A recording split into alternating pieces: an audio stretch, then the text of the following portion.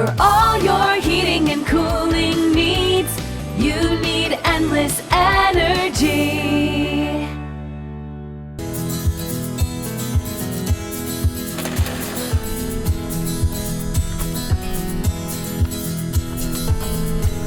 The reason why we're replacing this heat exchanger, this is a very complicated job. It takes a lot of effort. Is if you look and see like all these rust spots right here, we have holes in several spots. Try to see if I can find one of the better ones. You start seeing it's starting to decay here, and then right here, it's a split. We're replacing this because it's potentially allowing dangerous flue gases, carbon monoxide, and to get into the breathable air of the building.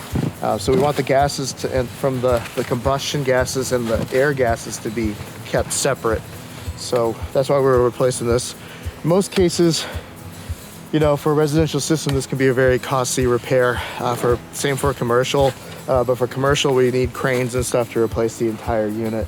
And they're usually designed and they're much larger. It's easier to access to get these out. But this can take a full day to repair, or even more, depending on the type of system that we're working on. It's not really, in every case, meant to be replaced. For all your heating and cooling needs, you need endless energy.